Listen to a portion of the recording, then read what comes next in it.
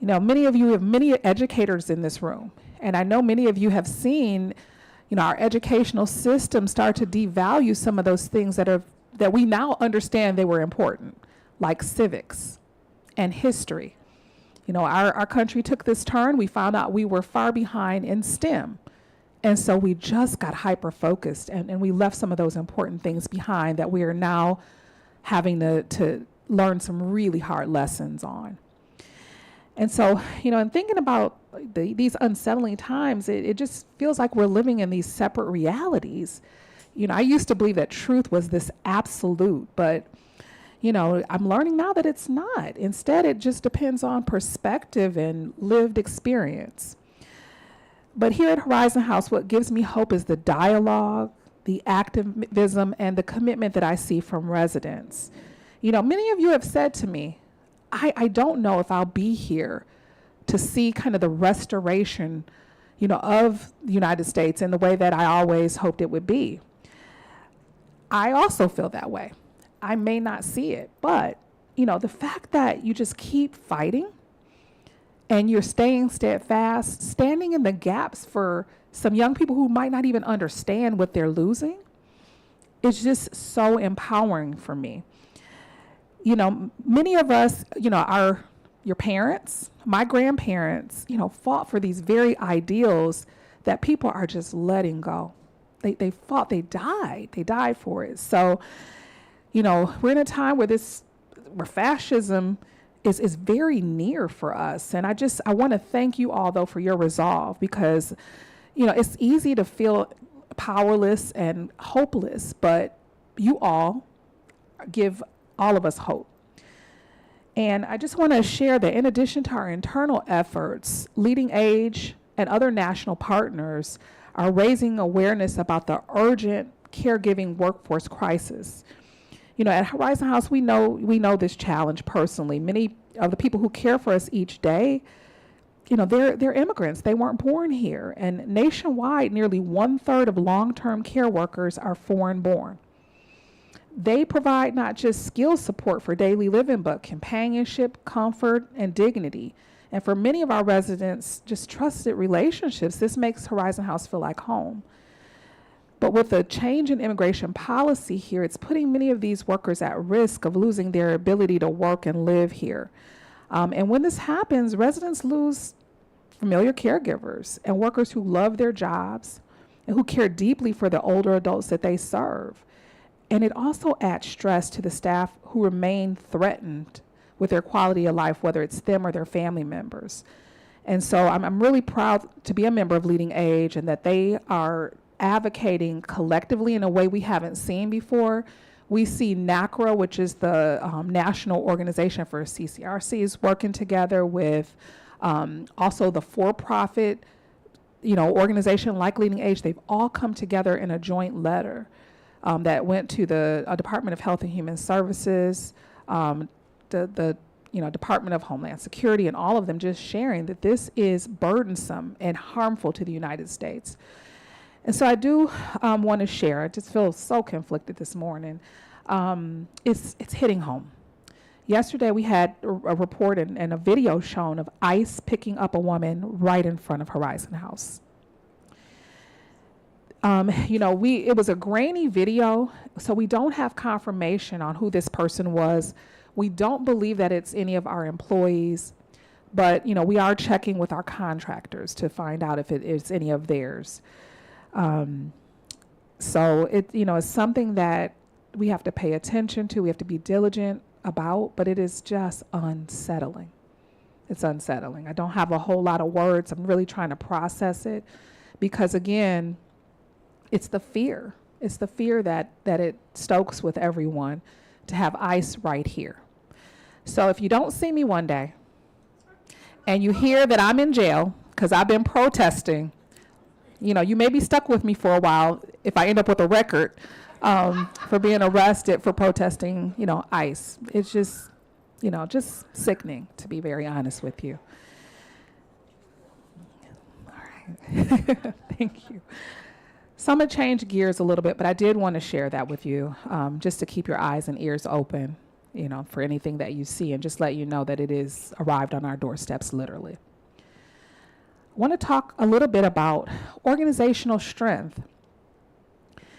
All of you have made, and continue to make sacrifices to secure the future of Horizon House. And my commitment to you is that your sacrifice will not be in vain. There's something rare and precious about Horizon House that we've really committed to. It's the resident culture and values here. And it's that we're a community grounded in preserving our socioeconomic diversity. At a recent conference that Christy and I attended last week, I was struck by how unusual our bold path is. People were really in awe. We're the project that everybody's kind of whispering about, this big, bold project. We even had an investor just sit down with us and say, why do you think you can do this by yourself?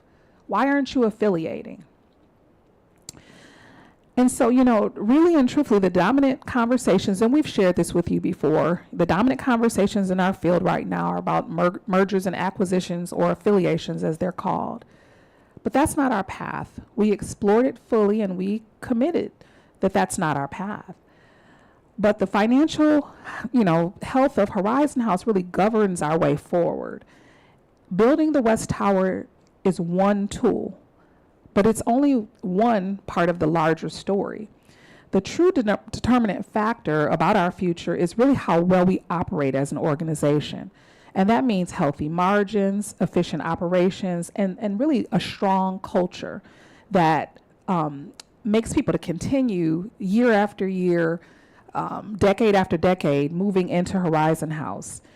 And so while I wasn't here for that original big, bold decision to build the West Tower, I took on this role eyes wide open, and I am fully committed to seeing this strategy through and making it a success.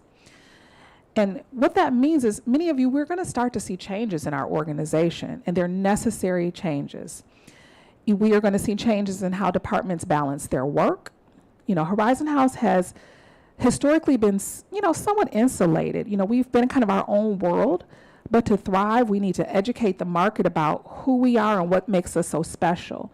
And that requires stretching our small but mighty staff. And, this is stretching in new ways for us. In some departments, we may shift from, just this completely open door policy where people can come anytime to visit us, to maybe having to have office hours, because we may have some additional things we have to do externally, or, more focused work. And so this is not about, pulling back at all, but it's about stewarding resources wisely and avoiding unnecessary hires and overtime, so that everybody can actually really get the work that we need to get done. And so making sure that, when we're with you, we want to be fully present, not worried about, oh my gosh, I'm talking to somebody right now, but I really have got 10 other things to do. We really want to make sure when you talk with us, we are giving you our full attention and commitment. And so I just ask for your grace as we adapt to our new normal moving forward to strengthen Horizon House. And please know that every change we make is aimed at strengthening Horizon House for you and for future residents. Service excellence remains our number one goal here at all times, even as we evolve. And we know together we're doing something bold. Really, really bold. And this boldness has always been a part of Horizon House. It's really in our DNA. I just continue to be amazed at how we've always developed. We've always developed in just the most uncertain times. It's kind of like our specialty, and this is no different. So, with your continued strength and resolve, I know that we can preserve and grow this extraordinary community for the future together. So I just want to, thank you ahead of time for grace that you extend to us, as we are really stretching. All right, so we are going to get into this agenda. We've got a really wonderful agenda today, as always. I'm going to turn it right over. I'll let you see this. I won't read, but I'm going to turn this over to Brenda to talk about new staff introductions and milestones, and then I will come back up at the end for announcements and bright spots. Thank you.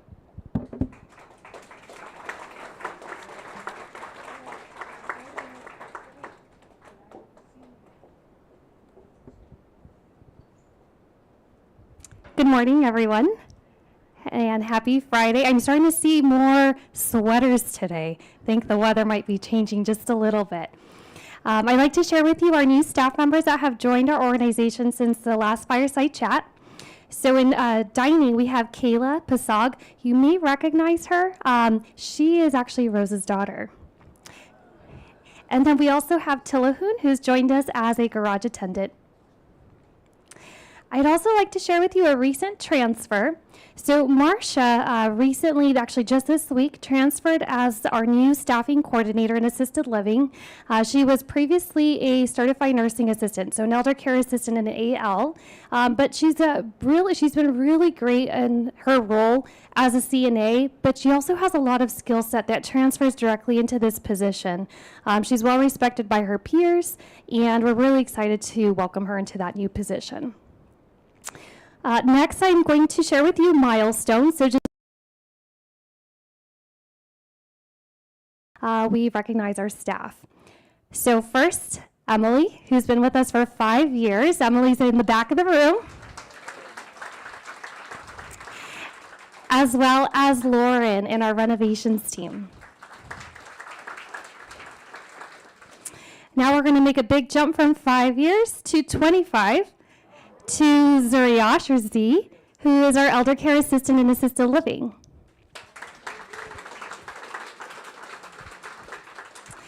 And the next individual I'm going to share is very well known within Horizon House, causes a lot of trouble sometimes, but he really has had an impact on our on Horizon House's past, on our present, and has been very instrumental in where we're going. Brian Holtz is celebrating 30 years of time with us. And Brian's in the back as well.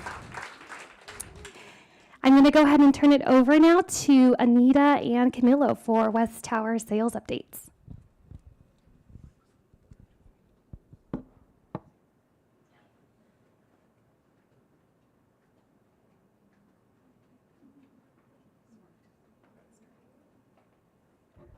Well, good morning. My name is Camilo. I'm one of the sales managers for the West Tower, along with Anita Danielson. I feel like we're at the Emmys. So as of today, we are at 113 deposits for the West Tower. Has been a busy month. And if you ask us by 5 o'clock today, we should have 114 by end of today. Which will put us at 56%. Many of you have been asking, well, who's moving in? What are the ages? The average age currently of our depositors is 72, with the youngest being 59. You want to do upcoming events? Upcoming events. If you have any friends that are interested in learning about the West Tower, we have 2 webinars coming up on October 7th and 15th. We have about 25 people already signed up, so if you have friends that want to learn about it, maybe from the comfort of their own home without having to come in person at first, this is a great opportunity too, so they can sign up via the website, horizonhouse.org, or by dropping by and seeing Nate. Anything else? Okay. Thank you. Emily Wallace.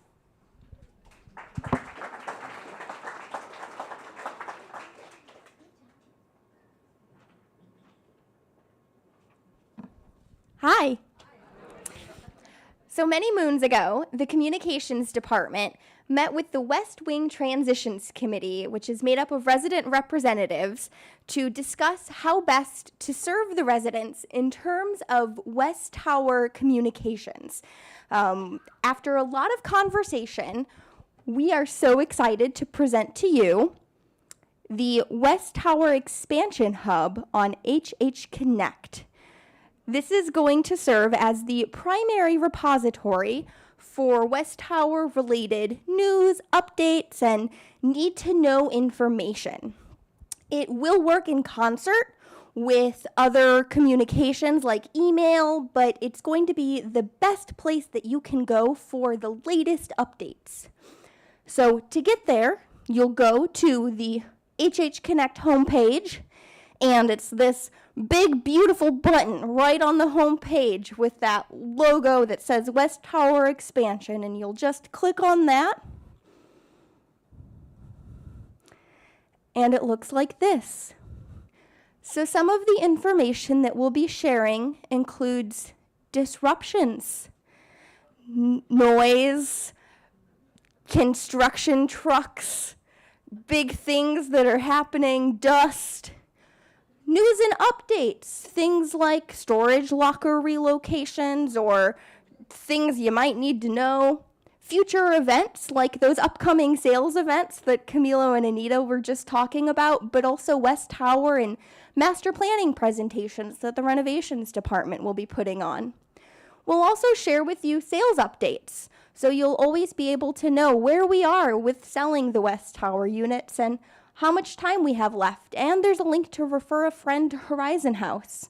We'll have the phases, so what moves where and when.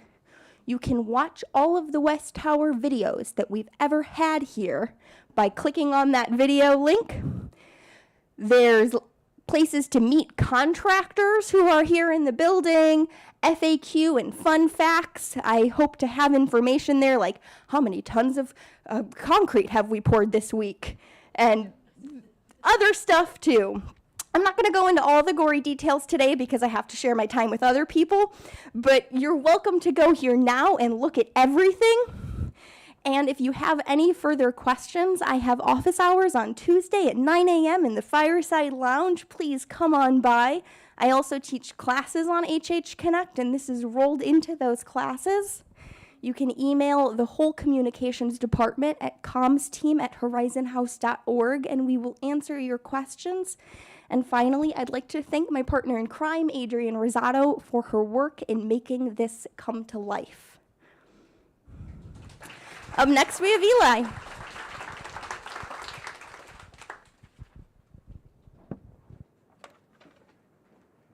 Thanks, Emily. Hello. Happy Friday. Yes. Okay.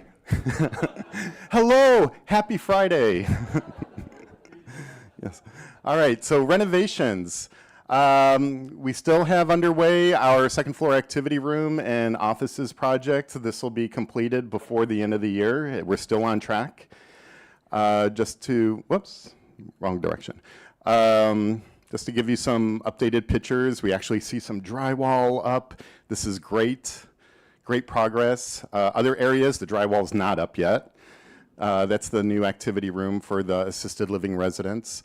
This is a new waiting room for the executive corridor portion. Again, the plan is to move the executive offices from where they're currently at on the first floor up one level so that we can make room for your new bistro expansion, the University Cafe.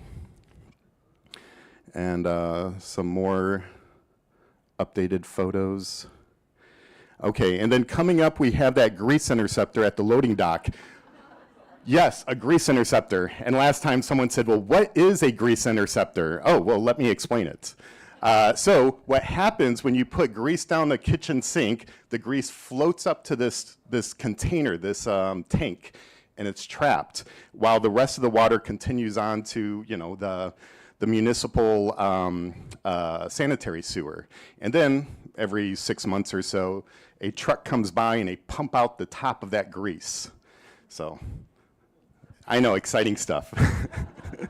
And again, the reason why we're relocating it to the loading dock is because our existing grease interceptor is in the West Wing garage, which will be demolished.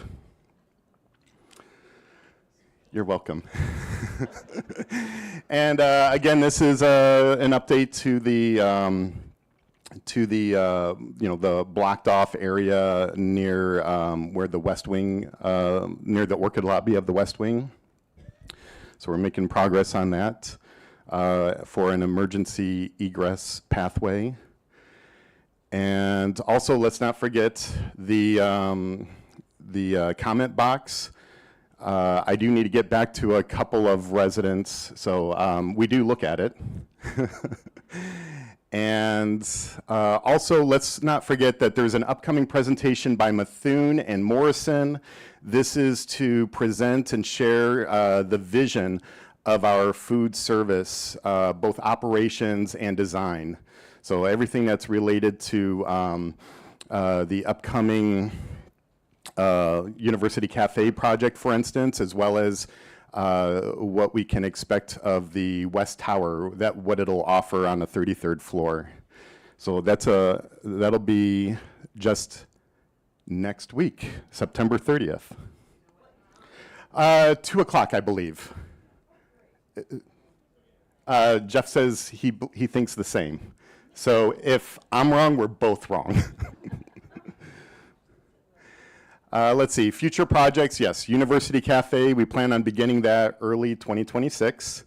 The terrace dining room refresh, we'll roll right into that as soon as the University Cafe is complete. And then also, further into the future, we'll revise our main lobby and package room before the expectation is before the new West Tower opens up. Let's see, First Hill Improvement Association. Okay, so today, well, first of all, there's a farmer's market happening right now, and Ellen Green, the executive director of the First Hill Improvement Association, she has hired some buskers. So right now, as I'm speaking, they should be out there playing their accordions, right, accordions. I used to have one. So it's Burgett and Phil Aegis. Yeah, they should be out there until 1 o'clock. So I hope everybody goes out there and experiences the glory of folk accordions. And then later today at 5 o'clock, 5 to 7, is our First Hill Happy Hour. It's the last Friday of the month, similar to our Fireside chat. And this time it'll be at D Fiora. It's that Thai place, if you were to take University Street east, where it kind of joins Union at that pie-shaped building. That is D Fiora today at 5 o'clock, where you can hang out with other like-minded, neighborly focused people. And also, while we're on the topic of First Hill, you can get a membership, and it's for the most part, I think it's however much you want to donate. And the perks are that you can do things like be invited to a neighborhood tour. This one it shows Marsha Almquist and Barbara Rowe and Bill Roach, where we visited Providence Swedish tower that's under construction. This is not a perk that's just offered to anybody. It's members only that are being invited. And also last week there was a petting zoo. So if you were to show up, I showed up last week and the line was really long, but because I'm a member, they let me cut in front of everybody. So membership allows you to cut in front of everybody. It's called Skip the Line. So it's a special membership feature. And what else did I want to say? There was also recently Dogs in the Park, where they gave out prizes to the cutest dogs and the best costume. I highly encourage everybody who isn't already active in the First Hill Improvement Association to go to firsthill.org and consider signing up for a membership. All right, that's it for me. Next up, Brian Holtz, 30 years. Thank you, Eli.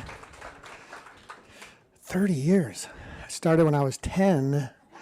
So Eli was talking about the grease interceptor. Just so you know, food service doesn't throw grease down the drain. Okay, so it just happens when we're cleaning pots and pans that there's a little bit that gets there, and we're required to have that grease interceptor. So I didn't want to have you think that Jeff and his team are just, pouring the bacon grease off and right down the drain it goes. It's a requirement that we have.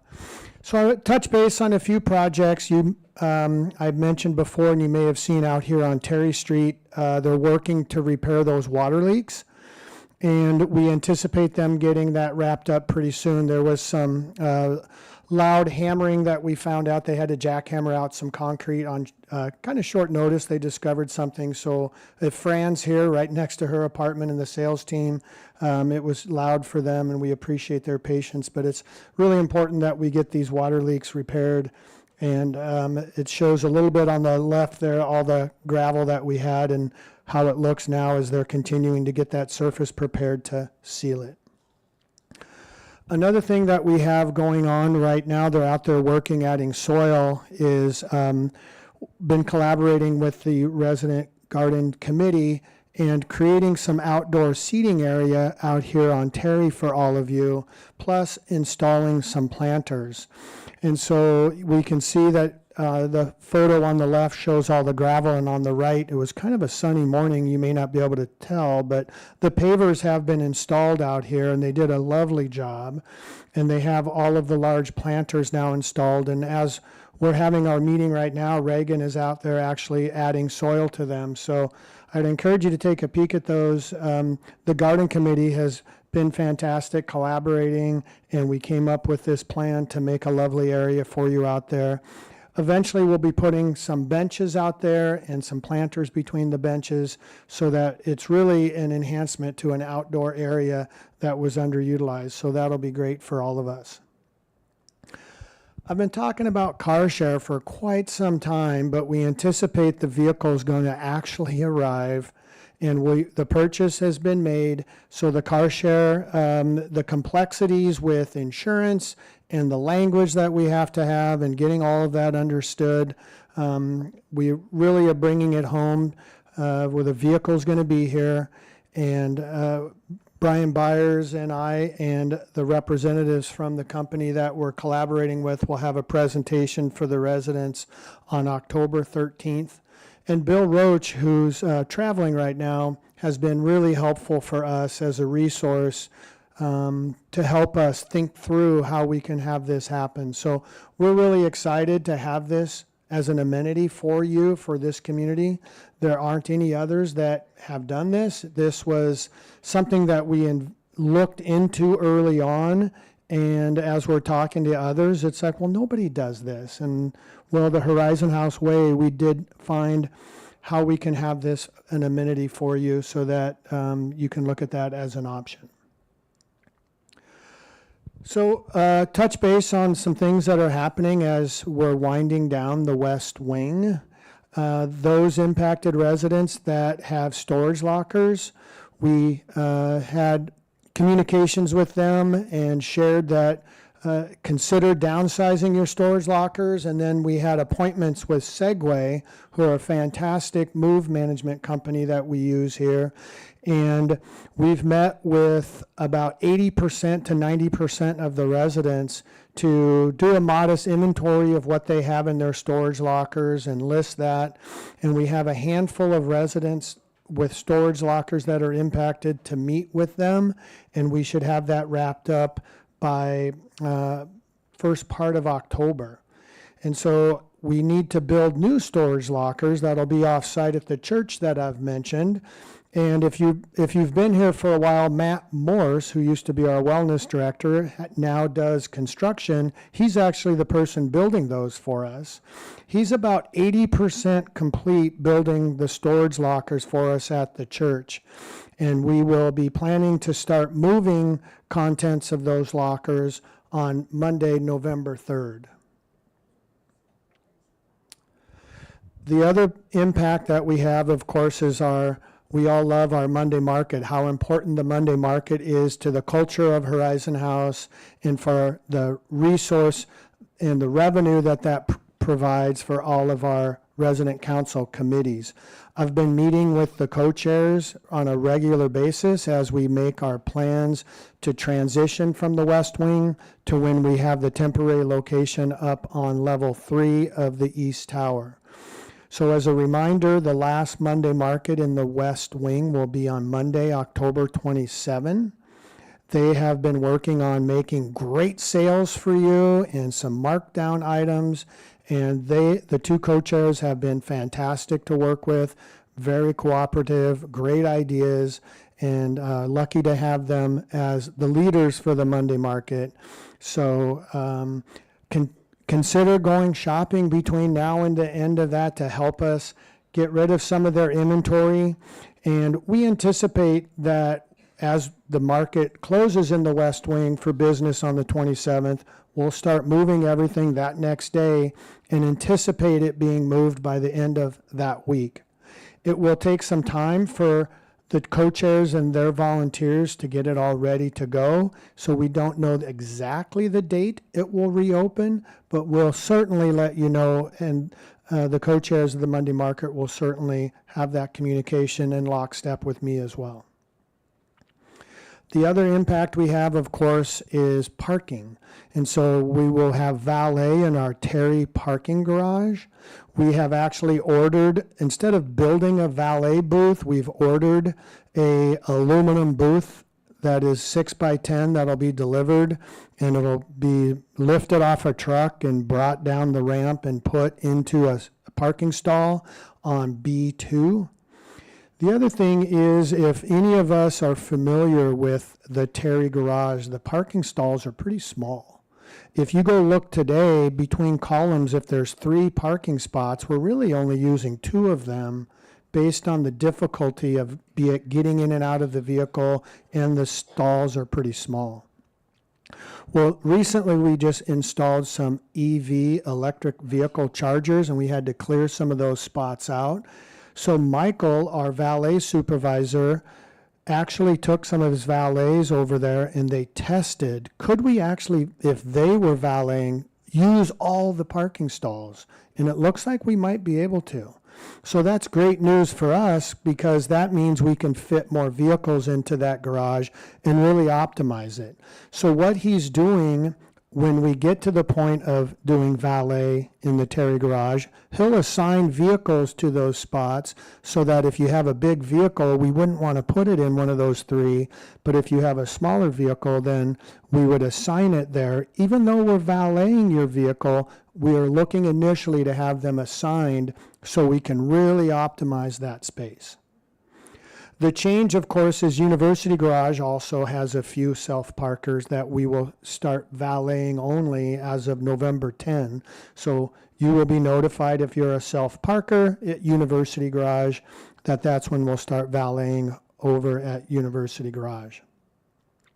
And then the million-dollar question that is really for us to understand is, will there be guest parking for your guests? And initially we said, no, we don't think there will be. However, we might be able to. So please repeat after me, we might.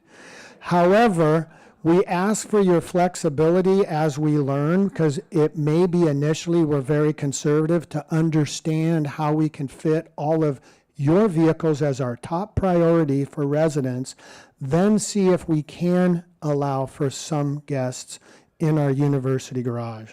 We don't know for sure. We would love to be able to accommodate your guests. You are our top priority to ensure that you and your neighbors that soon are moving in, that we can have space for them to park. So stay tuned, and I really appreciate your patience as we learn. It's new for us to have valet in both spots, so that will be a little bit of an adjustment for us for staffing and for meeting your needs in both those areas. Coming up is the Great Washington Shakeout. It's actually the Great American Shakeout, I should have said, because it's actually gone nationwide, perhaps worldwide, is on Thursday, October 16th, where our staff will be doing an earthquake exercise near 10 a.m. So you'll be hearing some overhead announcements that we're doing an exercise. You'll see staff putting on high-resolution vests and hard hats and doing searches throughout the campus. And we'll, those of us on Incident Command Center will actually set up an Incident Command Center to go through that exercise so that we can try to prepare ourselves for, heaven forbid, we have that large event. So for you, how you can participate is think about what you would do to prepare for an earthquake, about emergency supplies, and doing a look in your apartment if we need to come and secure some furniture that you may have that you could put in a work order.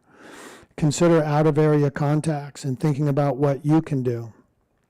And then if we have an earthquake, that we drop, cover, and hold on as a reminder. If we use a cane, we drop, cover, and hold on and have our cane near us in case we need it to get back up from the ground and to navigate.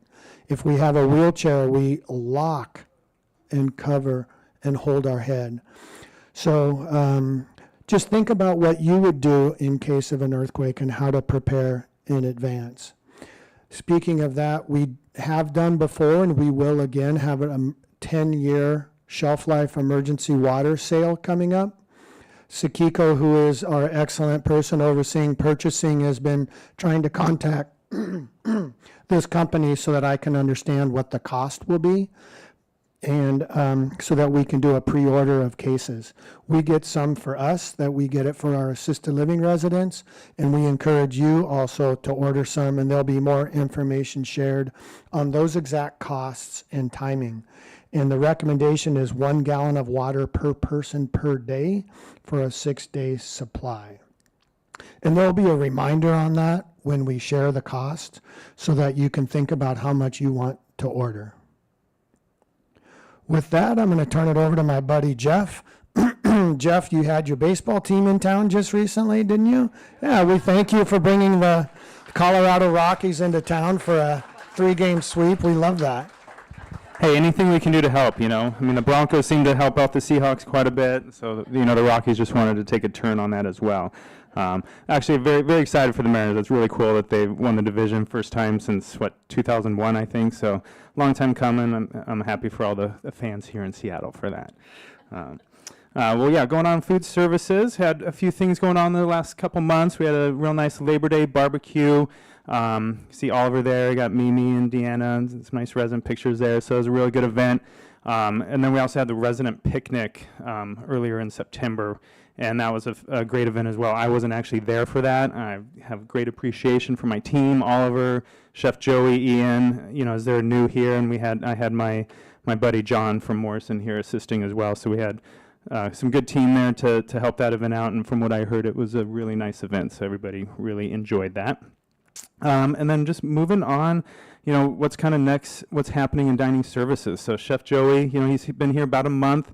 I'm sure a lot of you have had a chance to meet him, but he's really hard at work developing some new processes to enhance consistency and temperature control in the kitchen, really making some significant progresses every day.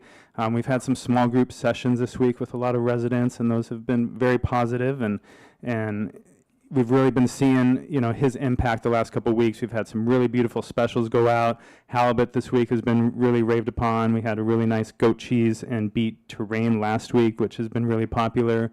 You're going to see mussels next week as one of the specials. So, I know that would be well received there. So, you know, he's continuing to do all that, and we're really excited for kind of what's coming next. Some other updates that are coming. We all know, if you've had a packet from last week, we have a couple adjustments coming to the everyday menu this week. So that starts Monday. You'll see a Cobb salad on there. You'll see some fried fish back on there, removing the fried shrimp. Possible burgers back on there, but we're not done with just that. That's just some quick changes we've made, and we have some more extensive changes coming in the future to that everyday menu. So things like new dishes that you haven't seen before will be on there. We are going to separate the menus and have a separate lunch menu and a separate dinner menu, so they'll be more approachable for those meal periods. And then we'll have different weekly specials to align with those meal periods as well. So really looking forward to making those changes, along with what you're seeing just as the daily specials that we put out in the packet and what's served up in the assisted living. We're going to be making some changes there as well. And in the past, the changes there were seasonally in terms of spring, summer, winter, fall. So you'd only really see 2 changes a year. But we're moving forward to switching those up 4 times a year. So with each season, you'll start seeing some new items. Gives us a chance to kind of focus on those micro seasons and have more items available that are in that right season and everything. So we're looking forward to that. One other thing I didn't put on the slide, but that is going to be coming down soon. We've talked about it a little bit in the past, but the reservation system, we are going to be moving away from Open Table, and it'll be part of the full count portal that you use when you go in to order your food online. So more information to that coming. We're hoping that's going to add a lot easier reservation making and everything for everybody, and kind of having everything more in one place will make it a lot easier as well. So we'll be setting up some classes with Emily to kind of go through that in October, and we're hoping early November that we'll be launching that new reservation system. So stay tuned, more to come on that. And with that being said, we'd like to turn it over to Claire Simmons with Life Enrichment.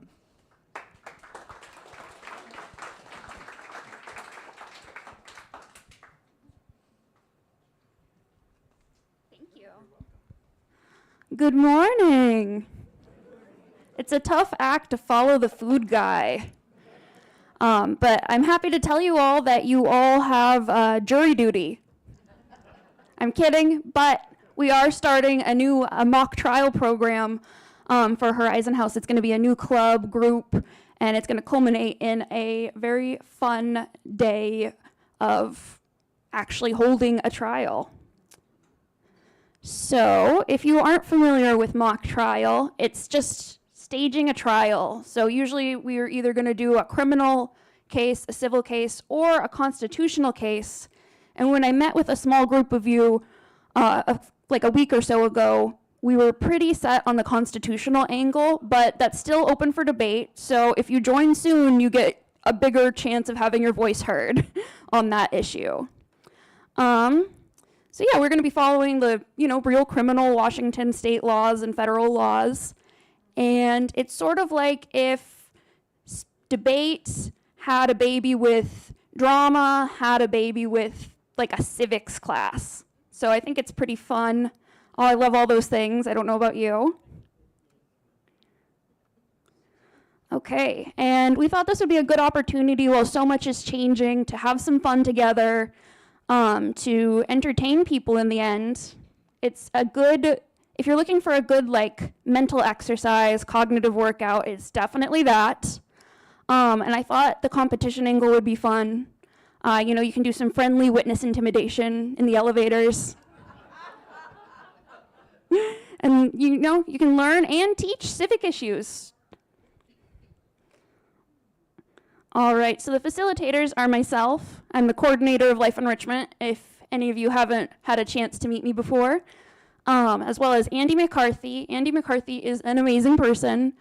He is a retired teacher from Seattle Prep. He is a retired lawyer, and he's led them to win, it's like a list of 10 or so state championships, and then also they won the 2014 national championship with him. So he's great. And we would love, if any of you are really interested in getting involved in this, to have a resident co-facilitator or two. That would be very nice. All right, and if you are interested in getting involved in this program, you can email the Life Enrichment team at that email address. We are also in the, I'm spacing on the word, the directory. And then, so you can also dial that extension. Tentative deadline right now for sign up is October 10th. We're hoping to get this all started in earnest by mid-October. And there's quite a few people already who are pretty excited about it, and I hope some of you are starting to get that feeling too. We're gonna also run a few alerts about it, so if you check your alerts, you'll hear more. But yeah, you can go ahead and sign up, please. All right, Ruth Ann with Philanthropy. There she is. Oh, you're taking over. We're starting.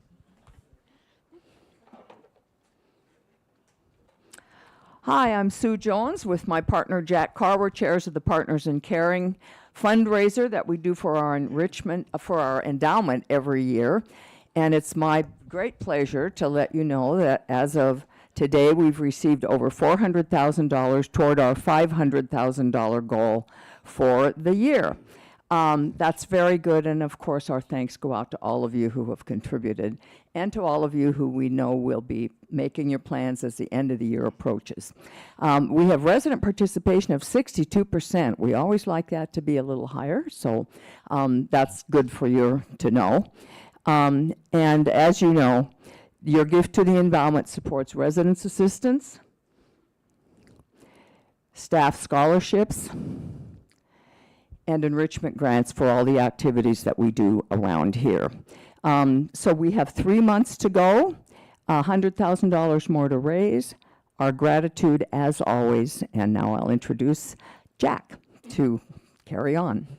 Thanks, Sue. I was looking up the meaning of philanthropy and discovered that it's the act of promoting community good through volunteer gifts of time, talent, and treasure, addressing the unmet needs in the community not met by other resources. And that clearly is what this philanthropy fund does. It provides us with resources and events and facilities through the enrichment grants. It provides enhanced staff employment due to educational scholarships for staff and their families. And it assures continued residency for each of us in case of unforeseen financial challenges. And that's through the Resident Assistance Program. So as you can see, all of us, 100% benefit. And we'd like to see 100% contributions. So we hope you will join Danny and I and Sue and whatever you can afford or are willing to contribute to give to the philanthropy office. Drop by the philanthropy office and pick up a brochure and an envelope. And if you need any additional information, stop in and ask Ruth Ann. Or Charlene. Thank you, Jack.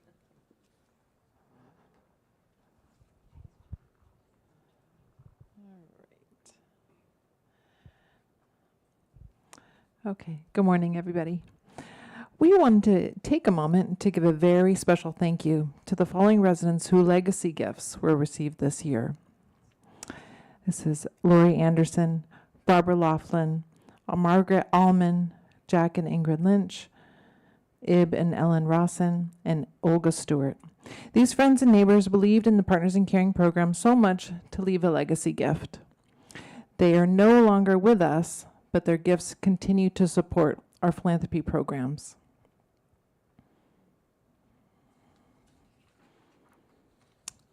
We honor the people that have made legacy gifts to the Horizon House Endowment, through the Heritage Society.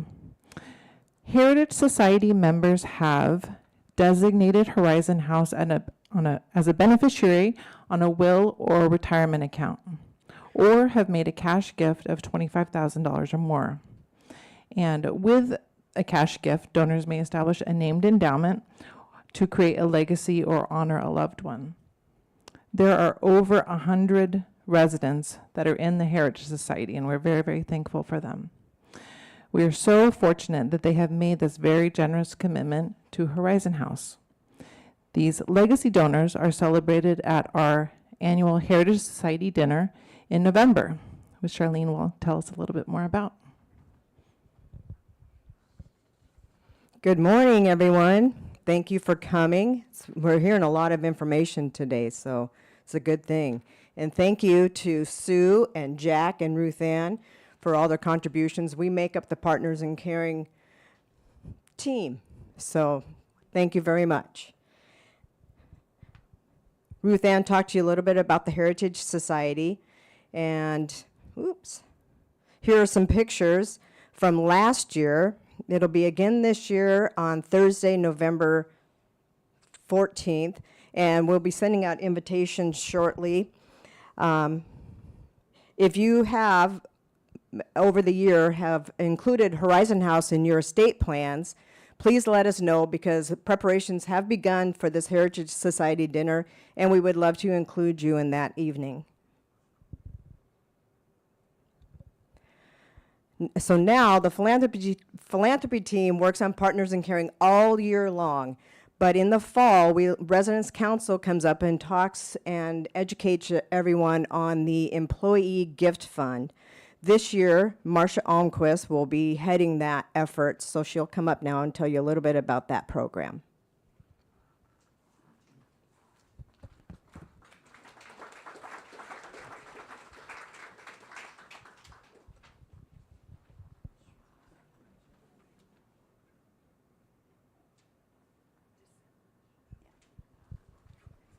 Good morning, everyone. Good to see you. I don't have a bunch of slides, but I do have an overwhelming appreciation after hearing all of the incredible things that we have heard this morning that our staff is quietly doing. I have an just overwhelming appreciation for their work, because they make such a difference for the quality of life that we enjoy here. So let's give a loud applause for the staff. Thank you so much. I just think my job is an easy job. I'm here to talk to you about the Employee Gift Fund.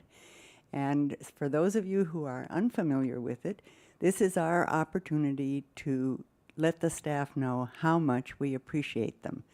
The Residence Council has a great Christmas party for the staff and their family on December 7th. And at that time, we give each staff member a very generous gift. That gift is the result of what you all will contribute between October 1st and November 15th.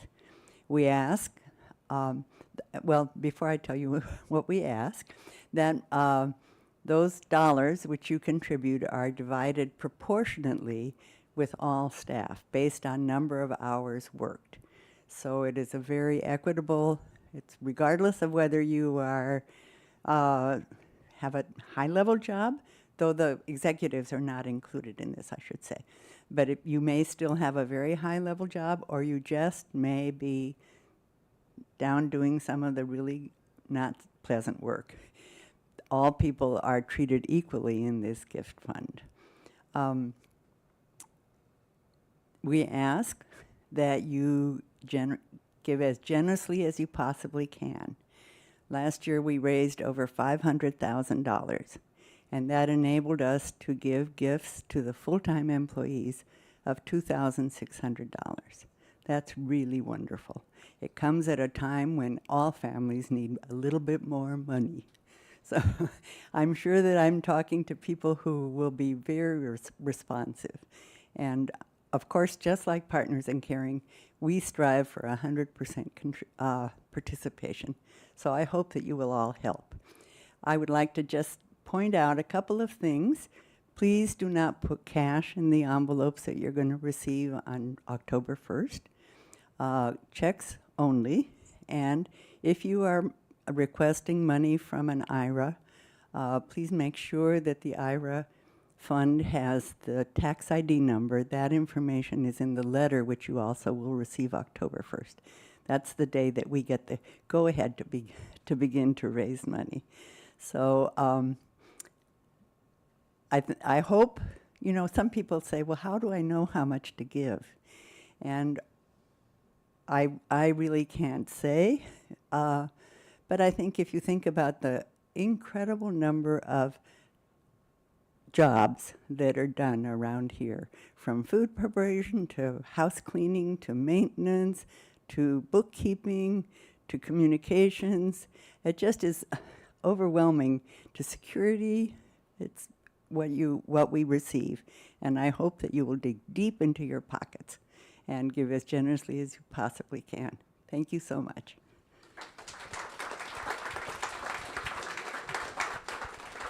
I don't know who to introduce next. Oh, Erica. I think you know her.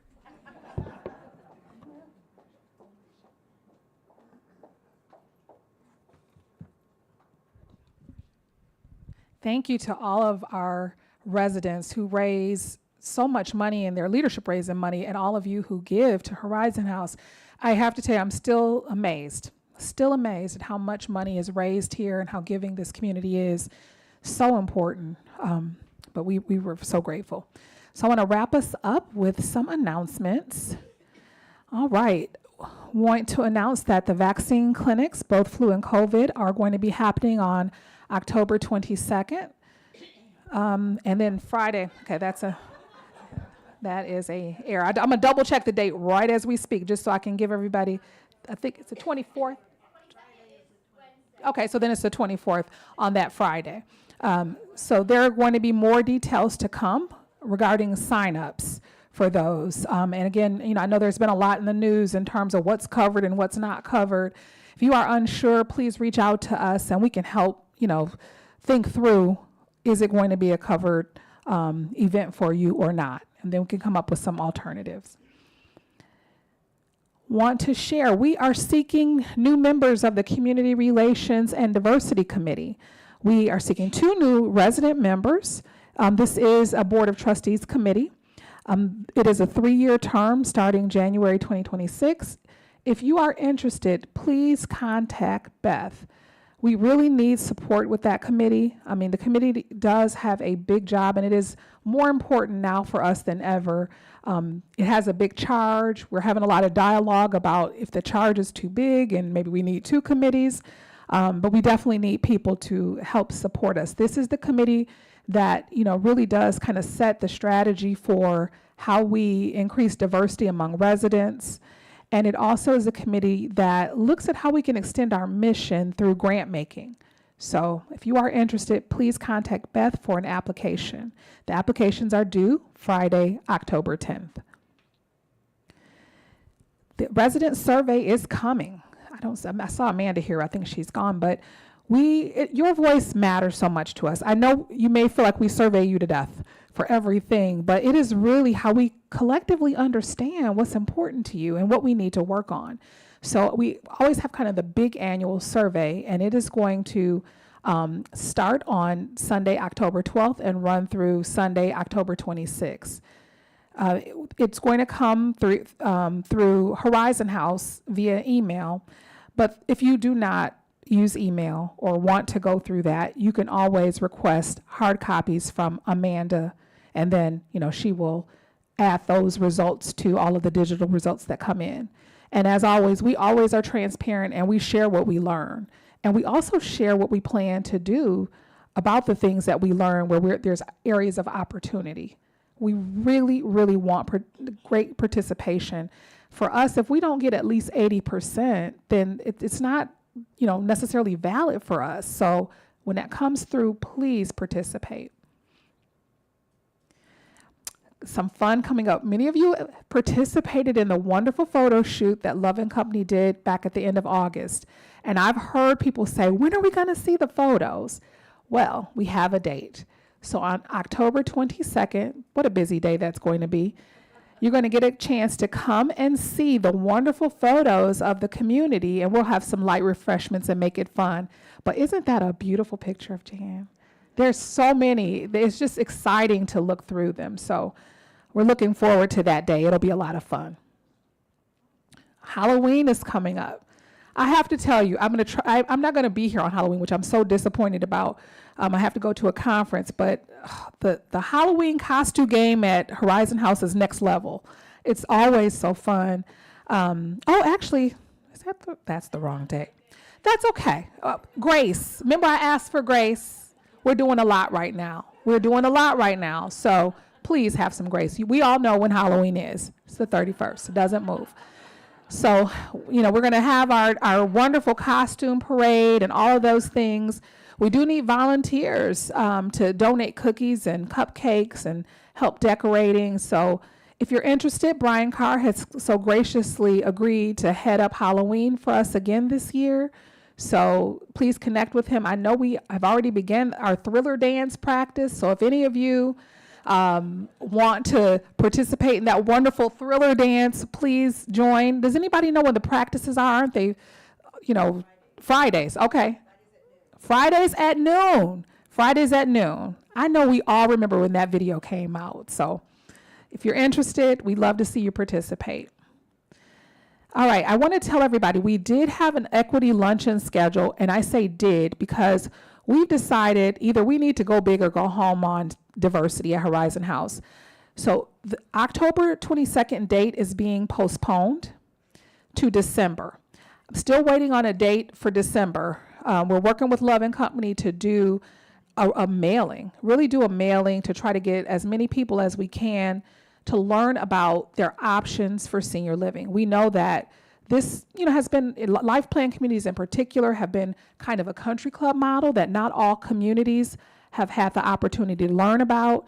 And so Love & Company has informed me that they will need until, you know, they'll need like 8 weeks to be able to really do due diligence about getting the word out. We're still trying to figure out how we can buy a list that gives us the information we want to make sure that it goes to diverse households. So stay tuned. As soon as we have a date, we'll make sure you know. We still do need you to invite your friends, but we've decided to make it a little bit bigger event. All right. Farmers Market. Is Bill Roach here? Bill Roach is not here. Well, thank you to Bill Roach. He has been diligent in helping us get some extended dates on the farmers market. It's going to be extended through October 10th.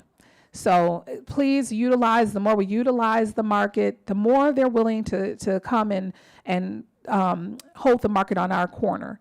So please give them business so they'll keep coming back. But thank Bill if you see him. He was really diligent to make sure that market didn't end, at the beginning of September, and we stretched it out, and he asked for a little bit more time. It is harvest time, so it makes sense. So very excited about that. Want to let you know, I always like to let everybody know when I'm not here. I'm going to be out October 13th and 14th. The 13th, I kind of complained that nobody had visited me. So now all of a sudden this year, I'm having visitation. So I have my nieces coming in town from Arizona. She just moved there. She's in a PhD program. So she's going to come for their fall weekend. So I'm going to show her around. And I will actually be at Horizon House on Monday, showing her around and introducing her. Still trying to get her to think about aging services, but and then I'll be at the Leading Age Washington Conference, which is at CTEC on the 14th. And then I'll be, we've got a nice size group, so excited. Horizon House will be showing up in Boston with both staff and resident board members, really excited. So I'll be out between October 31st and November 7th. Since I'm going to be on the East Coast after the conference ends on Wednesday, I am going to drive up to Maine to visit my son for 2 days. So thank you. All right. Got a couple of bright spots. I know we're getting over time, but we had the Farewell to Summer s'mores making party. It's been a beautiful summer. That was wonderful, wonderful opportunity. Then we had dementia training for independent living and assisted living residents, family, and our Horizon House staff, which is so important to us that we understand dementia. We had celebrating our gardens. It was such a beautiful evening. How many of you got a chance to celebrate our gardens? We know our beautiful West Wing gardens are going away. We had a beautiful night. It was wonderful. It was very well attended. So thank you to the garden committee for putting that on. And then that summer picnic, as usual, was fantastic. So thank you to Gary and Randy, who spearheaded the summer picnic again this year, who led the charge for that wonderful event. All right, I know we're over time, but I would love to answer any questions or hear any comments that people have. Microphones are coming around.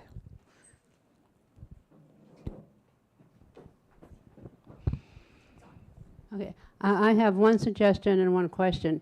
A suggestion regarding parking for visitors, perhaps parking information for local parking information, garages, street parking, a map that we could have available, such information so we could give to our friends or contractors or whomever. That's a suggestion. My question, long time ago, I was expecting a new television box. And I don't know how many of us in the North Wing still don't have the television boxes, but we have received no information, no communication, other than at some point we were told we will get them. Thank you. Oh, you have Mike already. Great. Comcast. It's been challenging getting them to complete the project of the new X1 cable box installation. They're in the building today. They're working through the building. There's been lots of spirited dialogue with Comcast to get them to live up to the promises they've made. They're working through the North Tower. I am leery of giving anyone a date of completion because they keep falling short of the promises they made. If you have any questions, just reach out to me. All I can tell you is they're working to get through the North Tower, which should be the last of the X1 cable box installations that we have left.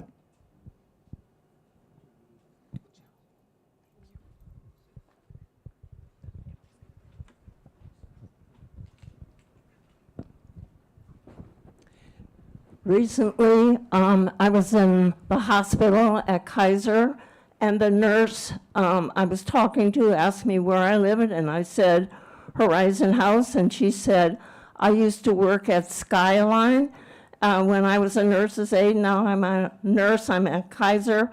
But she said, I've heard about those bonuses that people at Horizon House get every year, so the word is out there.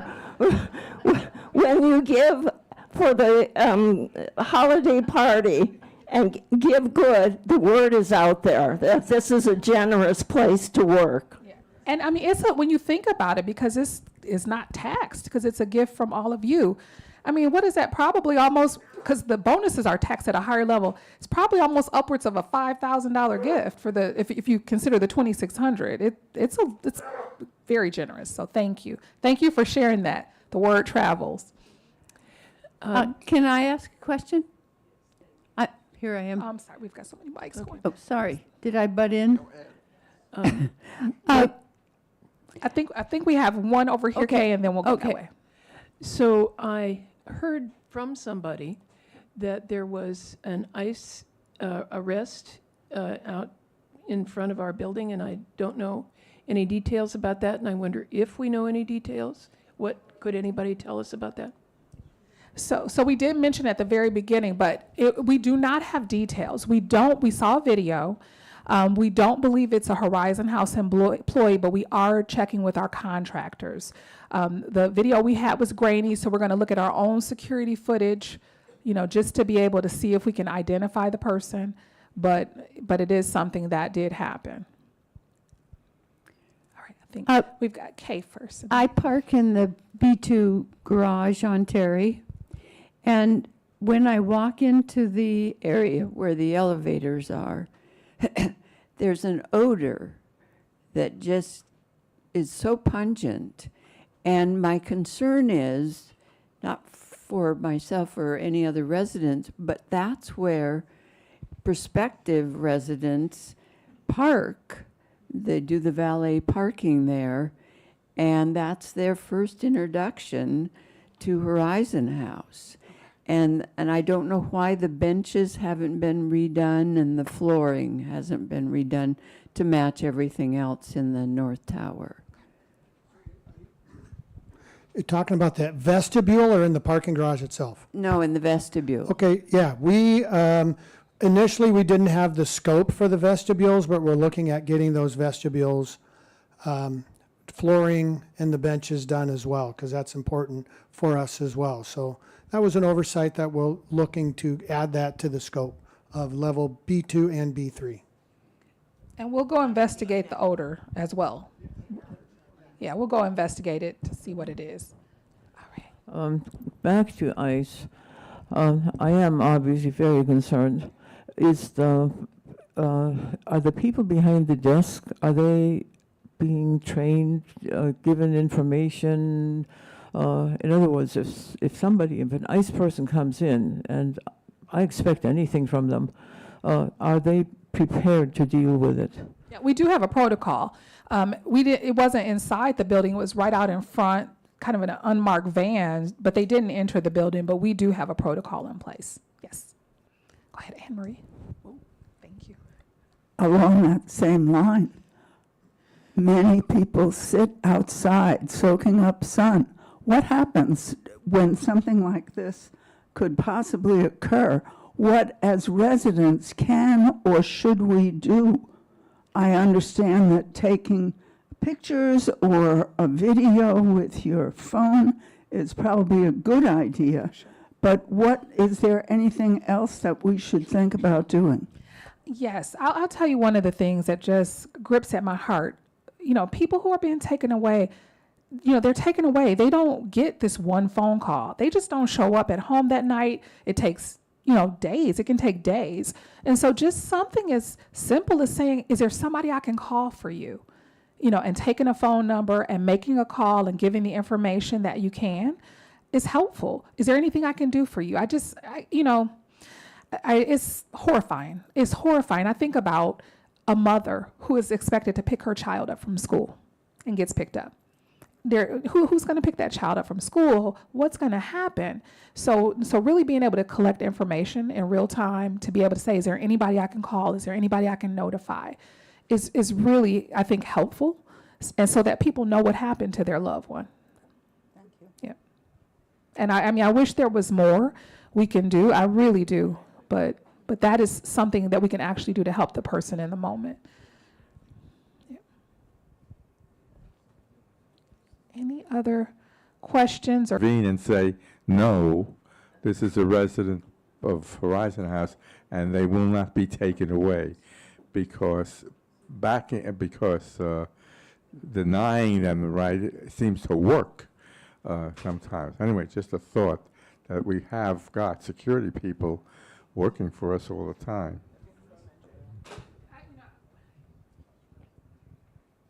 Sam, it's my understanding. I don't want anybody charged with obstruction of justice or whatever. The issue is if they do enter the building, though, we have staff in place who can ask the right questions. Who can, are there warrants? Do they have the proper paperwork? That sort of thing. That's when they enter our building, because we are private property. It is, if they're outside, that is different. I mean, I don't want anybody trying to tussle with ICE. It was interesting, the photos that I saw, they didn't have the mask on that we've typically seen. But yeah, it's really, really awful. I've seen video in other places where people are trying to hold on to people. They can get real rough. They can get really rough. And I don't want anybody hurt. But again, I think the notification for us to be able to ask questions, be able to do notification, we'll do our due diligence. Oftentimes they're taking people based on how they look. These people have absolute the legal right to be here. It's frustrating. It's awful. So, I think getting information to help people not be detained for long periods of time is helpful. If somebody has papers, who in this country, who carries their papers on them? People here don't walk around with passports. That's never been our way. But, I don't know now. There may be people who are carrying their papers because they're worried. But it's just some awful times. It really is. One more question.